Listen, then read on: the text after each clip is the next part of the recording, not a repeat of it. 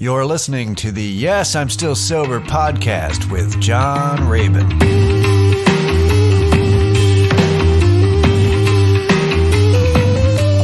Hello once again to the Yes, I'm Still Sober podcast. I'm John Rabin. Today I'd like to pronounce the show as Why Yes, I'm Still Sober podcast. Because I'm feeling a big wave of relief, and I had a day. I had a morning. I had a 5-hour ordeal at the DMV, and so I think initially I was going to this episode of the podcast. I was going to talk about my week. How are you guys doing? Let me tell you how I'm doing. I was sick for most of those days and somehow pulled through, and which I do have to say, because I have anywhere from 2 to 6 of my coworkers any given week who listen to this podcast. And so if for those 2 to 6 people, let me just say, I'm sorry I was such a pain in the ass to work with last week. I'll just say that, because I was not a pleasant motherfucker. Sunday I was. I did actually, and I think it was a mindset that I had so many bad shifts that I was just, because I was feeling I was like I'd finish work and I'd go home and I'd just sleep because I was just exhausted, and I just didn't feel, because I was like congested and just worn down, and it felt like, I'm like, this better not be mono or some kind of shit. And it was, and I got over it because I just kept dosing myself with like Emergency and Dayquil and lots of sleep. But Sunday I came in with the mindset, I'm like, guys, I'm having a great day today. You guys aren't going to, but I am. And it was quite prophetic. I had a great day, and everybody else did not, because we got the shit kicked out of us on Sunday because there was a Bernie Sanders rally here in Austin on Sunday, and we sold almost a record number of mimosas. People really wanted, so it must have been a good rally because people got mimosa'd up. But anyway, short story long, I just wanted to say, sorry I was a dick last week, you guys, because I was. But all that being said, I went to the DMV today, and it went just like you'd think it would. 5 hours. It was a thing. But the reason I went to the Department of Motor Vehicles in Texas is because I have not had a valid driver's license for 10 years. And that is due to having 3 DWIs. That'll do it. And then, the fines that were implemented in 2008 by that time for people like myself who received, who earned who earned their DWI, who earned multiple DWIs. So it basically, that's what happened, is I had a lot of fines and a lot of suspensions, and so I did not drive. And that was like, there was 2 parts of that. One was I kind of like, I felt like I needed to serve my own kind of time. Like, I spent so many years being irresponsible on the road, endangering others and all that shit with the drinking and driving, that I thought, I need to stay off the fucking road.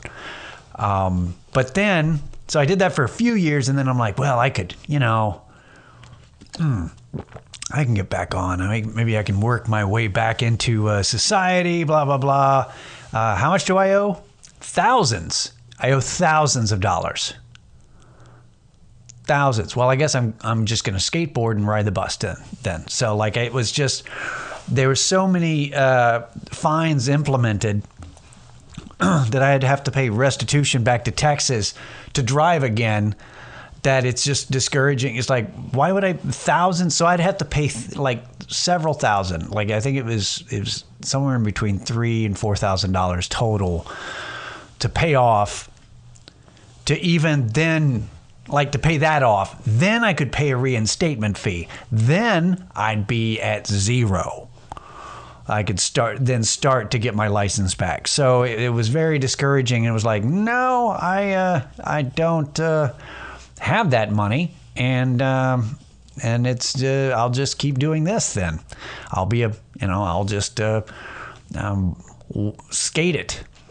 So, and then, but because of beginning of this year, they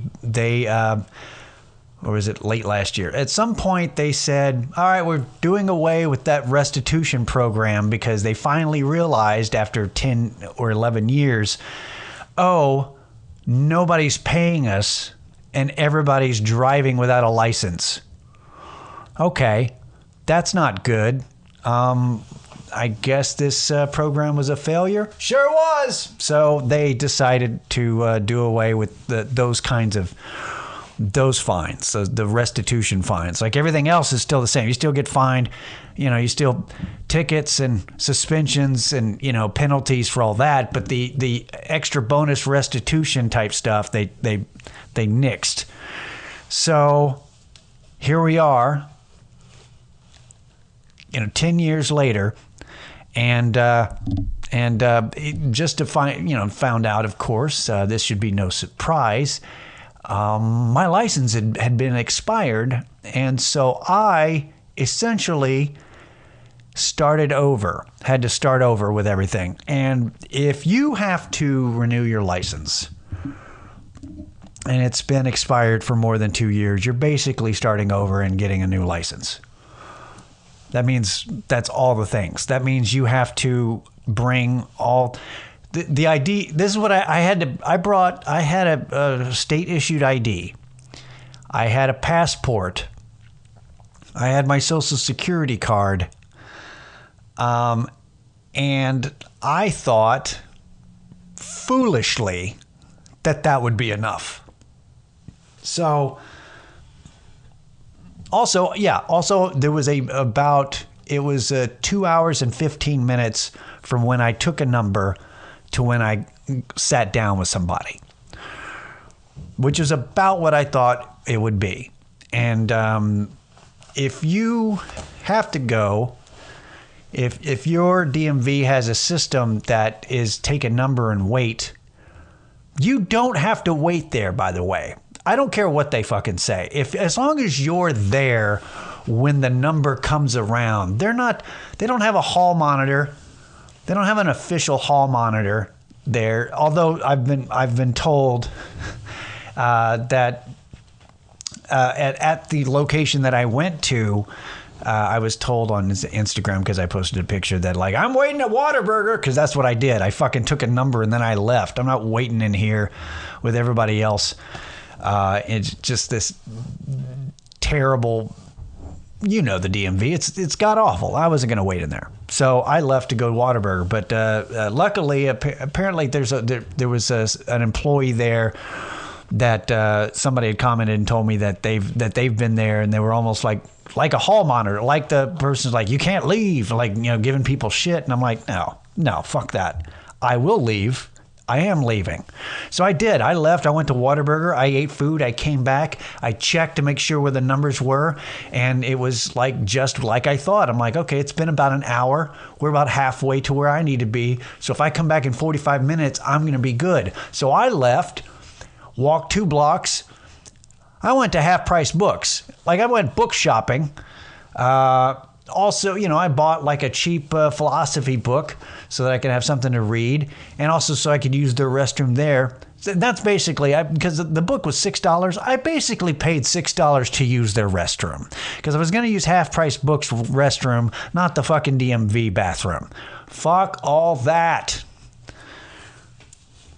fucking get coronavirus in the DMV bathroom. Anyway, the flu or whatever else is going on, it's just not a good idea. So that's basically what I did. I paid $6 so I could use the bathroom at Half Price Books. Came back with my book and I read for about 15 minutes and it was my turn. Like, I timed it great. I sat there with bring headphones, earplugs to the DMV for sure. And then I sat down, got all the stuff I needed to get, and then we started. And so it was like handing all the different IDs and everything. The system didn't recognize my passport. After everything that I gave them, they scanned through. The lady helping me was like, this is not, for some reason, it's not recognizing the passport. It's not recognizing the passport. She said, do you have the passport card? Because you can get that as an option. I went, no, I didn't bring it because I brought the fucking passport. She's like, well, we're going to either need the passport card or your birth certificate, which I didn't bring because it's 46 years old, like me. And that's a really old, frail piece of paper. So I kept it all inside and said, okay, I guess I'll go get that then. Oh, that's the other thing is if you're going to do stuff with the DMV, make sure you bring 2 copies, like 2 pieces of like bills, gas or electric or insurance. Can't be a cell phone bill, but insurance, electric bill, gas bill. Bring 2 of them to verify your address. Which is weird because my address is on my identifications and my passport. And I'm like, can you accept that? And it's like, no, these are these are proof of who you are. Now we need proof of your address. I'm like, you can't use the same thing. Like, no, we need bills. Which what they're saying is a passport isn't good enough to verify your address. But apparently my renter's insurance, they trust e-premium. I don't even know who the fuck that is. I just signed up because my fucking apartment complex told me to. And I'm like, all right, let's insure my crap. I'm like, you haven't even seen this crap. You want me to insure it, but all right, got it. But apparently that's the Department of Public Safety trusts e-premium over my passport. That's crazy. I don't know.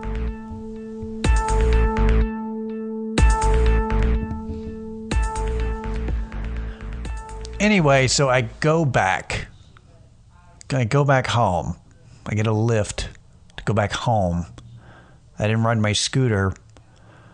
It's for, I don't know, kind of a jinxing thing. I didn't want to ride because I ride my scooter. And I know that you're going, wait, you don't have a driver's license, but you're riding a scooter? Yeah, it's a low 50cc scooter, and I probably should have a license for it, but I don't. Don't snitch, everyone. No, but so I wasn't going to ride the scooter there, but also because it's windy as fuck today. It's 20-mile-an-hour winds, 45 degrees this morning. So I didn't do that. But at this point, after the waiting and all the other stuff, it's been, it's 2 p.m. now. So I get a lift back. I'm not happy about that, just to get my stupid birth certificate. And the passport card, which, are they going to accept the card if the system couldn't read the book? Turns out, yes, by the way. I ended up bringing everything else, and the passport card went through just fine, but the book, it was like, I can't verify it. And I had to email them those bills, and their system takes 15 minutes to receive an email. So this is what we're working with. This is what's running our state's driver's license systems, is that the whole system receives emails in about 15 minutes. That's digital mail. Takes 15 minutes. And that should explain why everything else is how it is if it takes them that long to get an email. Anyway, by the way, everything finally worked out. I have okay, so I went from so I didn't have a license for 10 years, right? Or I didn't drive for 10 years. I was riding a skateboard, right? And then last year I've made the joke about how I went from skateboard to basically a dirt bike. It's like a moped. My scooter is basically a moped. That's like I basically went from being 13 and 14 to turning 15 years old by having a moped.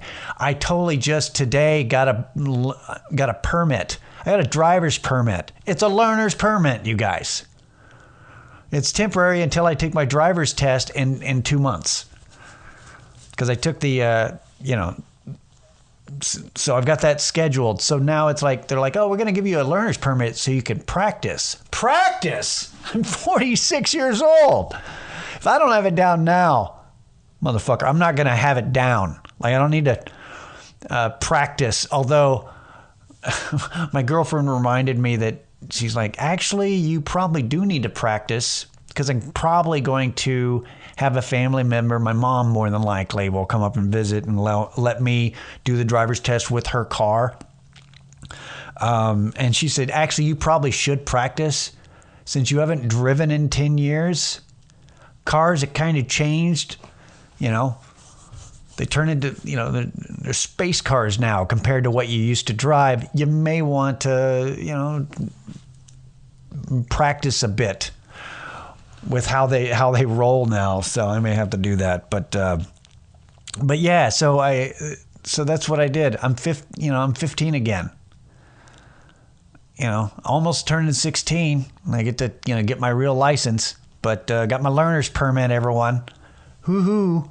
If I have somebody over 21 years old in the passenger seat with me of a vehicle, I can drive that car. Got the picture taken and everything. And this should surprise no one. My driver's license photo looks just like my mugshots. Same expression, same camera, same angle. It just does not. I probably should have smiled, but I just I didn't feel like it at that point. So yeah, but I saw it. That's what it looks like, my arrest photo. But yeah, so that went down, and so it's gonna be all right. Turned out okay. And actually, that's the thing about the DMV I kind of figured out, because I was sitting there when I got approved for it, right before I got, finished my stuff. There was an older lady next to me in her booth that she finished everything and was told, okay, the real license will be mailed to you in the next couple of weeks or whatever. And she's like, oh, thank you. She was so excited. Then her and whoever she was with, they got up and left, but she was so excited. She's like, yay. And the thing is, when I got my permit and I was free to go, I didn't have to give them anything else. I took my written test. Yeah. Oh yeah. I had to take the written test. So I have to take a driver's test like I'm a teenager again. I had to take the written test where you take 30 questions and you have to get 21 to pass. You have to 21 of them right. And some of them were fucking hard, just ridiculous. I don't know this. I don't know how many feet, how many feet away from a fire hydrant do you have to park? Is it 15? Is it 20? Is it 25? 15, 20, 25?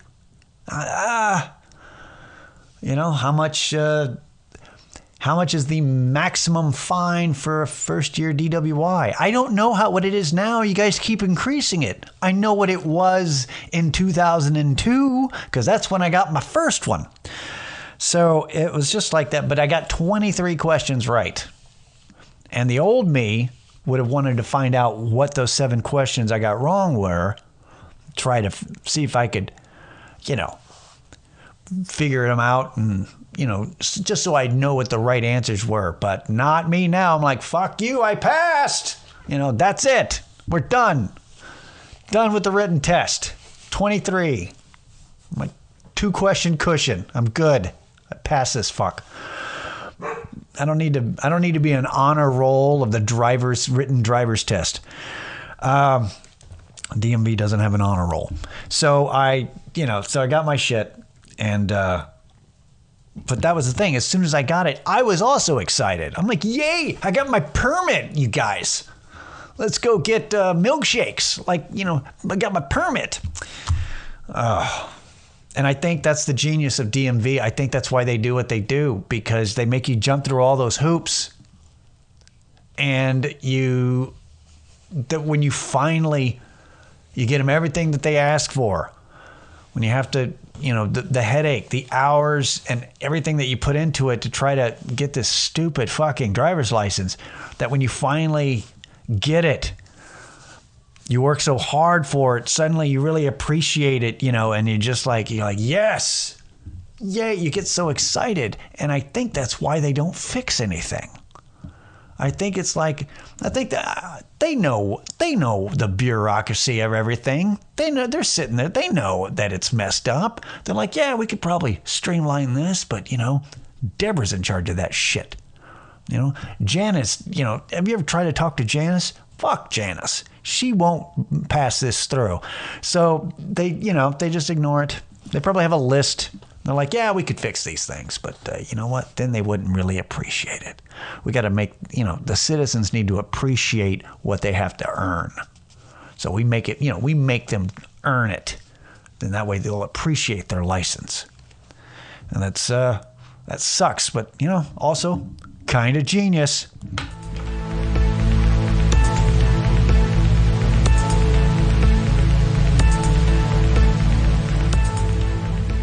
And I tell you that I don't know, man. I think that the point that the realization that kind of hit me today by doing all that is, also, I know I was about to make a point, but I just, because there was a height of like kind of frustration when I was sitting there talking to the lady about the realization that I was going to have to go back home and get more documentation, get my birth certificate and the passport card and take it back when I almost took them with me. That's what really pissed me off, was that I almost took this shit. Like I should have always bring too much stuff.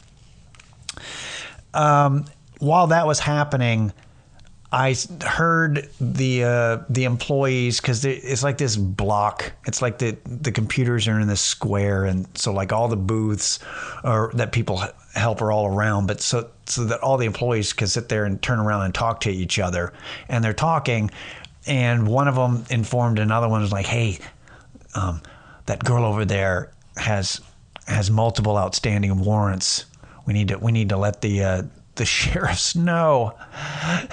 And they did, and then the Travis County sheriffs arrested or DPS, I don't know who they were, you know, the cowboy cops arrested her, walked her out, and I guess arrested her in the back or something. But that's got to suck so bad to wait 2 hours to get helped. And then while waiting, so you waited for 2 hours and then you get arrested. You guys, if you're going to go to the DMV, check your warrants first. You got to do that. But it put things in perspective for me. They're like, hey, it could have been worse. I've been there. I didn't go to the DMV, though, because I knew shit was up. But I was doing all right. It put it in a nice perspective for me. And that's the thing about that I had remembered. The initial thing before I went to the DMV today, what I was going to talk to you guys about today was about the the statement that comes up in Eastern philosophy a lot, and it comes up with cognitive behavioral therapy too, which is the whole "you are not your thoughts." And it's popped up in several things that I've read and listened to on podcasts and stuff this past week. And it meant a lot to me because it's very pertinent to recovery and sobriety, but it's also just, mental health in general, with, CBT, cognitive behavioral therapy, and just trying to get through life. Is just the realization that what's going on in your head does not define who you are. Like what did I write down? The note I wrote down is because I read an explanation by some guy who is I don't know, he might have been a guru, who fucking knows. But that basically your thoughts don't shape your destiny, your behavior does. So the idea of living in the now is so that you can be aware of your thoughts, and that way you can then help control your behavior, and that's you moving forward. Because the idea is that if you're dwelling on all your shortcomings and all the shit that you want to change, like having the desperation to change and just thinking about it all the time will keep you not the same person for forever. You can go for years not changing, just wanting to change, but all you're doing is thinking about changing, thinking about being somebody else, instead of just worrying about, the now, instead of just dealing with who you are now and moving forward, and just being mindful of your thoughts before they turn into actions. That just because something you believe isn't you're experiencing anxiety, you are not anxiety, you're just something that you're experiencing. And it's really, really pertinent that you are not your thoughts, especially at the DMV, because you probably are thinking about murder a lot. And that doesn't make you a bad person. It makes you a human being experiencing the goddamn DMV. Does not make you a murderer unless you act upon those thoughts and those feelings generated from those thoughts. It's nice to just kind of sit there and be with them and go, yeah, that's certainly a solution, murder. But how about we just wait this out and get the documentation that we're being asked for? That might get us closer to our goals, and maybe not arrest it. So that's what was going on with me. That's how I that's what I thought I was dealing with, and it's just it was just kind of a thinking about the idea that a lot of people have belief systems, or they think about things the way they believe certain things, and they think that that's who they are. Their ideology, like they adapt their belief on something like this is, that's who they identify as, and that's not who you are. Just something that you think isn't who you are. Ultimately, your actions define who you are, and it's easy, it's easy to forget that, and it's easy to dismiss, for example, the shittiness that I had to deal with last week because I was feeling sick, and that ultimately it's my behavior that defines who I was last week. I mean, I was sick. I was not in a good place mentally, having to work, not feeling well. But ultimately, a little bit more awareness would have been good for me to maybe present myself in a little bit more appealing light, maybe less rough around the edges. You mean less of a dick? Yes, less of a dick. That's correct. That would have been nice.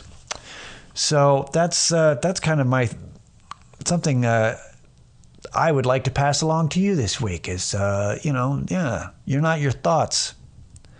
You're not a bad person because you had thoughts. You're only bad if you act on them. It's the whole thing about CBT, I guess. It's, you have thoughts. It makes you feel a certain way so that before you act on them, you look upon those thoughts, where those thoughts coming from, what's causing those, and then maybe adjusting your behavior so that you're not going back into a self-destructive cycle, blah, blah, blah, blah, blah, and all that other hippie shit that just so happens to be true. So trying to be present, trying to be mindful so that your behaviors aren't directly attached to the first set of thoughts that you have that typically lead you down the path that you don't want to go. And that goes for everybody, but especially people in recovery, if you're trying to stay sober, because, those actions, those thoughts, those feelings leading to those actions sends us down into the same patterns, and then all of a sudden we're using again because it's fuck it.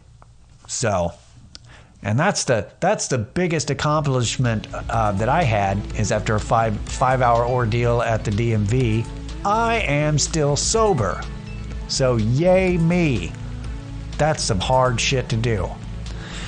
I'll see you guys next week. This has been Yes, I'm Still Sober, episode 87 it was today.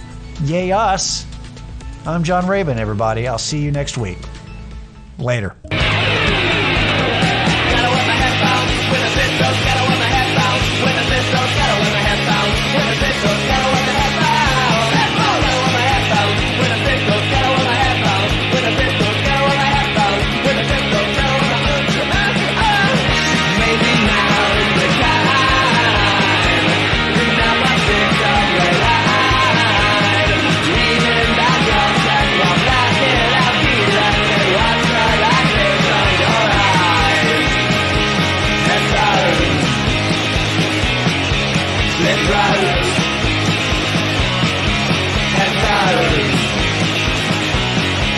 Let's ride.